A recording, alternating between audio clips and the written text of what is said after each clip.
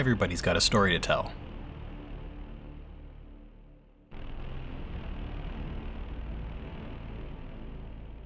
Welcome to another episode of Coruscant Nights. Tonight I'm here with Paul. How's it going, Paul? Hey, Mark. I'm doing great. How are you? Good. You want to tell me who you're playing tonight? Yes, I'm playing Kazimir Железников. He's a drawl from the southern hemisphere. So wait, are you saying he's a southern drawl? Oh my gosh, I hadn't even thought of that. And I live... God, that's so perfect. I live in the deep south, and I didn't even... Oh, that's really good. That was poetic, and I really didn't even intend that. Okay. So, a little bit about me. How do you recover from something like that? I don't know. I think we might just have to play. Okay. We're gonna learn about how did you pronounce it? Kazimir? Kazimir. Okay. So Kaz? Kaz works? Yeah. Okay. So I have a useless degree. I studied Russian in college, and this is the first time I feel like I'm actually using it in life. So we're gonna exploit some of that. So your character has a bit of a history. Is that from actual history, or is that just you? No, it's funny you should ask that. So my ex-wife is Russian, and I'm tapping into a couple of the stories and things her dad once told me. He served the Soviet army in the Afghan war. Okay. And a couple touches of things he told me have fed into Kaz and the southern drawl. So, let's see. Where do we start? We should probably start with our destiny pool. Yep. If you want to go ahead and roll that, I'll roll mine. What happened here? I'm not entirely sure. I messed that up. Something weird. Here's what's going to happen. It's okay that it messed up, because our favorite cat, blamed cat, the cat with 1,000 questions, donated to Child's Play through Donate for Destiny, and he donated enough to change the Destiny pool to be all black. He also donated enough for us to add 2 extra points to the Destiny pool. So we're going to start out with 6 dark side points. Wow. Oh my gosh. Well, Chris is absolutely awesome as a person. Yes. This is... thanks, Chris. See, what the listeners don't know is that Chris and Paul and I are all in a game that Paul GMs, and he loves to use dark side points on us. So this is, I think, Chris's little bit of payback. Admittedly, a lot of it is narrative use of Destiny points. I don't just be like, "Hey, bro, here's 3 reds for you." That's not really my style. And let's just say we fight back enough. Yeah. That's easily true. Yeah. All right.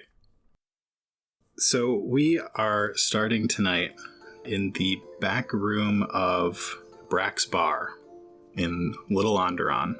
We see 3 people sitting around a table. There are a couple other people hanging out in the corners, but the room is mostly dark. The center table illuminated from above. What does our drawl, Kaz, look like?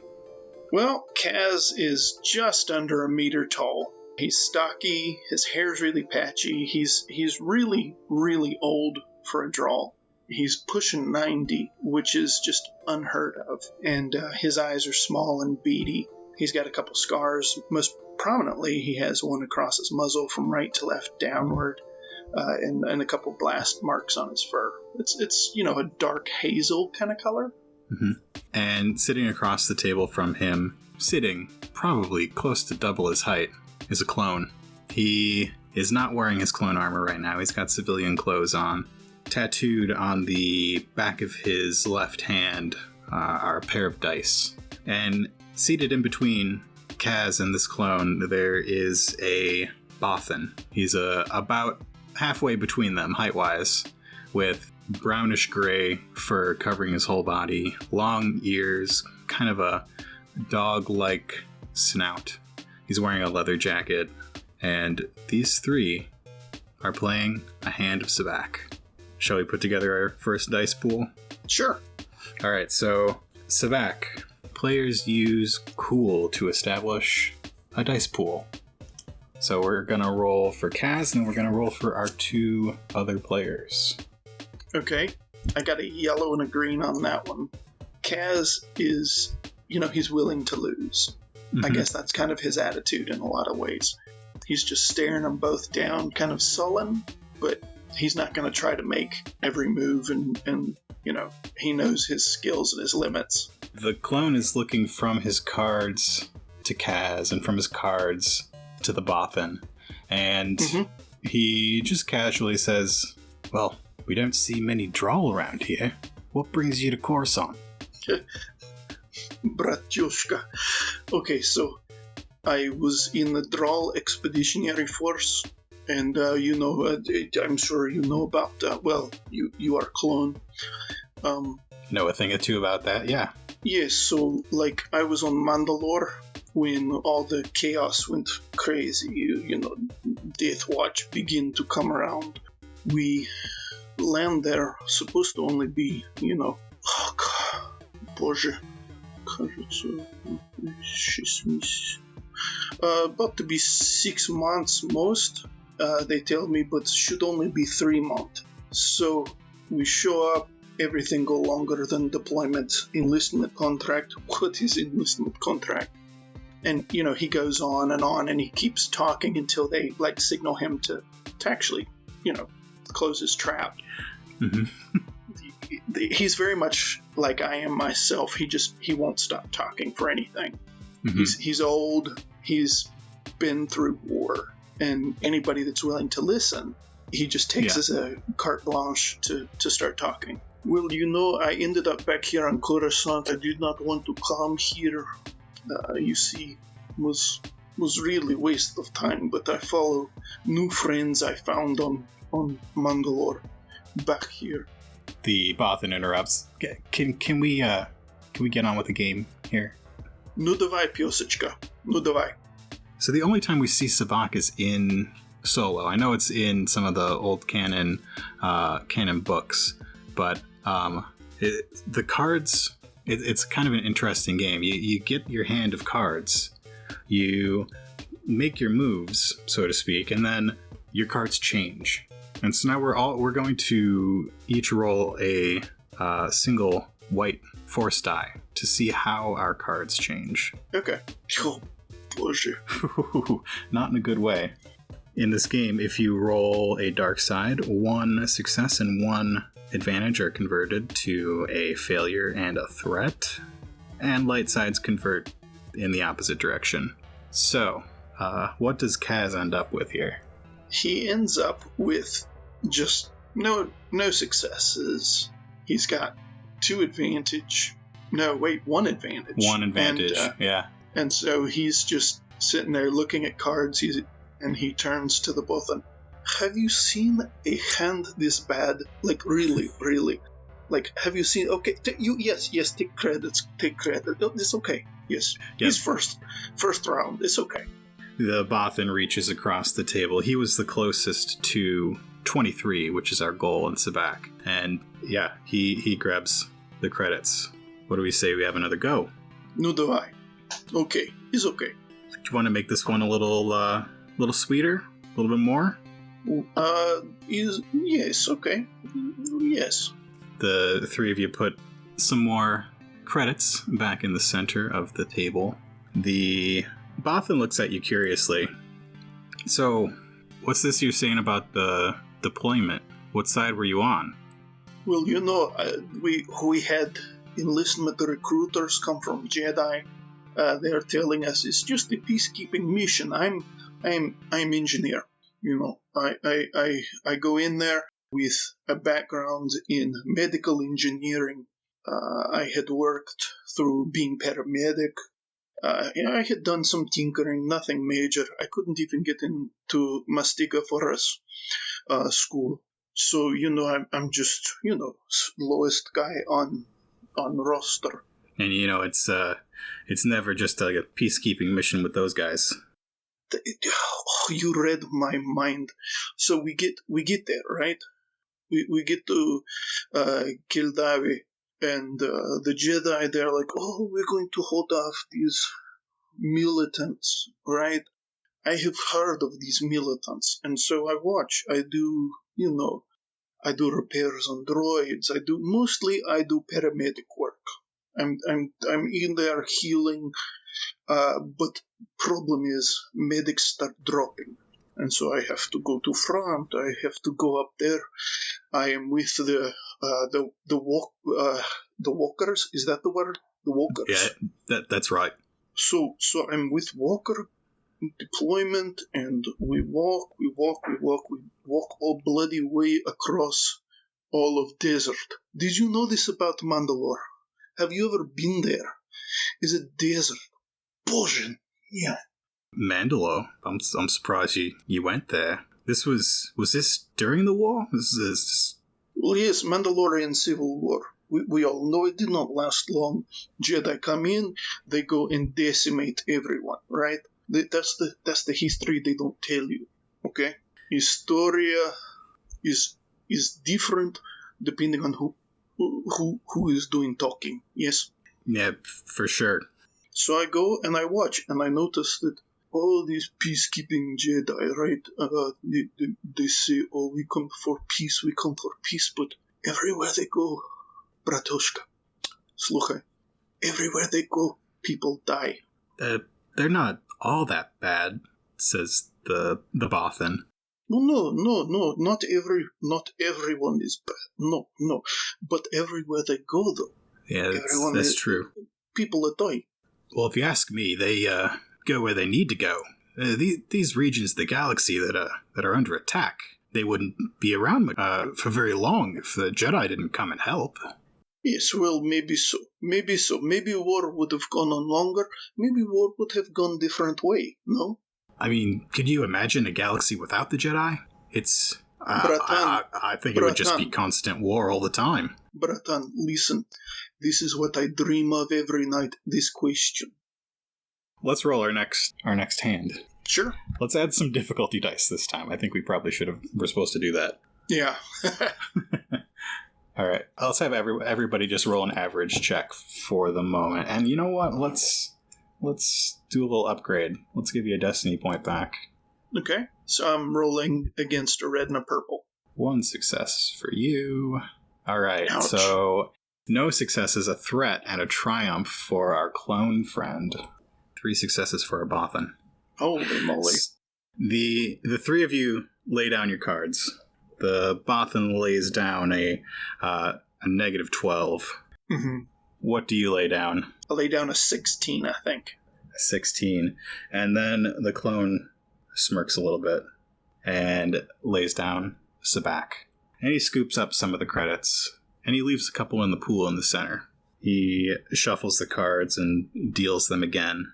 So actually, yeah. Kaz is actually going to try a charm check here, and he's going to buy a round of drinks for the 3 of them. Okay. What am I up against? You are up against the more difficult of the two reds and a purple. So the proprietor of the bar is close by at this point. He walks in and is grabbing some stuff off one of the high shelves. He is a Doug that you know as Brack. He's got a little vest on. He's walking on his arms. And a high shelf for him is approximately the same height as a high shelf for a Drawl. Probably about 4 feet off the ground. Yeah. Seeing as to how I'm not even a meter tall, yeah, that's tiptoes range. Nu, Brack, moi brat. Hey, bring around a round for my new friends here. The drink I taught you how to make. Just, straight little water. Yeah, sure. I'll be right back. He walks off, and the Bothan says, "Hey, thanks. I appreciate it." It's no big deal. Now, let me tell you a story. I was once with these Mandalorians. They get kicked off their planet. They are now outcasts. They are, exile. And we're traveling around. They have to get job. They have to pay. And they are from family Simya Varad. Varad, do I say this right? Yes? I think so. I don't know. I've never been to Mandalore. Боже. Okay, so they have the families of they have Vesla, they have Varad, all the families. So I find friends in Varad, and they teach me a little bit of the way from the Akalit. The clone is listening intently. He's very interested in what you're saying. So I follow them around, right? And I teach them how to make little water, how we, in the little steels, как дедушка стел, like grandfather did. And so we talk, and I show them is good. You get tree bark from birch, and you put it in with the fine oil. It makes it very good.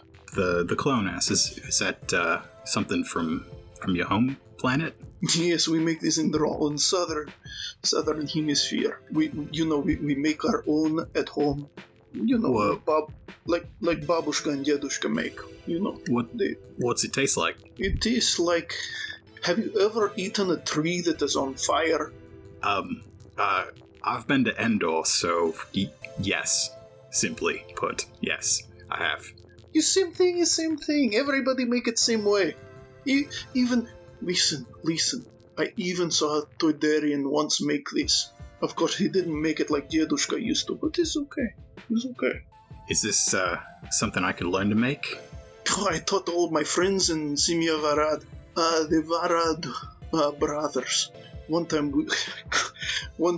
okay, we're on the way to Mustafar, and everybody's like, why you go to Mustafar? Why'd you go to Mustafar? It was a bet. I had a bet with a man, and he said, you don't go to Mustafar. Nobody goes to Mustafar. So I said, okay, I go there on weekend. So we go on weekend. And that there's nothing on Mustafar. There's nothing on Mustafar. There was nothing there. So we came back. It was okay. We had fun. I showed them. I used steel that I put up against lava flows on Mustafar, and we make the drink, the little water there. Of course, there are no bushes or trees to put in the final drink, but it's okay. We had fun. So you've been all over the place then. So I've been here and there too. Been to Umbara. Have you been there? That place is weird. I once flew by before we had to get, the Varad, they could not stay on Mandalore after, uprising and everything. So we keep on the move. We couldn't land on most planets other than Mustafar and a few others. We had fun in hot space. One time we did a swoop bike race in, what is it, planet? I cannot even remember. But we were out in hot space, and it was fun. I broke a leg. Like in the theater sense, or for real? No, it's this one. And he reaches down and he slaps his left knee, and you can hear it kind of pop, like if you're cracking your knuckles. Mm-hmm. And he just starts roaring with laughter at this. He's like, watch, it will not happen with right knee. Watch. And he slaps his right knee. Nothing. And the clone chuckles, and he pulls down his collar a little bit, and you can see a scar on his shoulder. Got this from an Electrostaff, one of those IG, an IG 100? Got me right in the neck. I got him right in the neck after that. Like, I'm hoping you mean through the neck, yes? Yeah, through the neck. Blast a bolt. Well, that is clean way to go. If you know, you go. The Bothan, since you're comparing scars now, he pulls his sleeve back a little bit on his leather jacket, and you can see that a large swath of the fur there is gone. And he says, I got this in a cave-in on Celeste. You ever been there? Oh God. Okay, so one time we go to Celeste to drop off package. I do not know what is in package, do not ask. I do not ask questions either. But we go to Celeste, right? He's very famous for the champagne, I think, but that is not what we go get. So we go to Celeste, and I find this guy with a face that has more layers than, Dracilian forehead, yes? And so he is there, and he is constantly telling me, I have a cat. I said, where? I cannot find. I would help if I could find, but he cannot show. It was fun trip. Those Celestans are funny guys. Say, Clone, you weren't at the Battle of Sullust, were you? No, can't say I was. Steered clear of the place. We got assignments elsewhere. Yeah. That was shady business, I hear. But everybody have different angle to tell. Yeah, everything's shady everywhere, really. Doesn't get much better around here. Well, yes, this is Coruscant. Everybody is corrupt, Brack comes back in with a tray of small glasses. All right, drinks on Kaz. He places it on the table and passes them one to each person. And with those 4 threats, I think that bill's going to be a little bit bigger than you expected it to be. And Kaz expects this kind of thing. He's a very fatalist in his outlook, and so he turns, Brack, you have never done me wrong, just like a true brother. Good job. Here you go. Thanks, buddy. He slaps you on the back and heads out front. I think at this point, so they all take up their drinks, and it smells very fresh. Mm-hmm. Like the drink has the smell of, like, right after you cut a limb off a tree, mm-hmm. not something maple or something that's syrupy, but very fresh, very soft and organic, and smells like open spaces, a glade in a forest. But it goes down like the absolute afterburner heat mm-hmm. of a Star Destroyer. Yeah. Whew, boy, that's really something. Babushka used to make it stronger, but this is okay. This will do. When you saying a tree on fire, you weren't kidding. This stuff tastes like an Ewok lit my throat on fire. It's very smooth aftertaste. After, throat is not on fire anymore. I must not be used to it then. He gives out a little... next hand? What do you say? Yes, why not? This is, I'm in it for the fun, for the thrill of it, really. I don't care about the bets. We can put a little bit in this pot if you want. Actually, I'd like us, if you don't mind, us to each make a resilience check. I don't have Jack at this. Yeah, but great. But it's especially trying to keep your wits after that kind of hit. What would you want to set the difficulty at, or do you just want to go straight? Let's make this first one average. Okay. And I think I should get a boost because he's so built up the tolerance to this specific drink. Yes, you get a boost. Okay. So it hit that clone a little bit. He had a little wheezy cough afterwards, and the Bothan looks like he's holding his own pretty well. But I think they're both going to get setbacks on their next roll here. Yeah, we all got one threat, so I think we all get a setback, probably. Yeah, but you're all doing all right. Say, what'd you say your name was? Kazimir. I don't think I can say that Kaz. properly. Just Kaz. Kazimir. Kazimir. I think I could. Kazimir. Not bad. Is that close? Yes, is good. Kaz is good too. You can call me Dice. Okay, Dice. I teach you word that means okay, is good, everything. This is what we say to everything. Oh, Grandpa died. Oh, no, davai. Oh, this or that happened. Oh, no, davai. Davai. It also means give me. Yes, very good. And this also means do it again. So, no davai. No davai. No davai.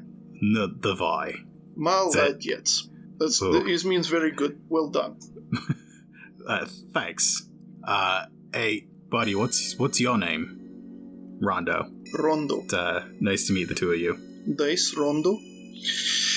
And he nods at them both, and he kind of gives them both like that slightly sozzled smile, with the gleam and twinkle in his eye, like a grandfather about to tell a somewhat dirty joke. Uh-huh. Dice, what do we say?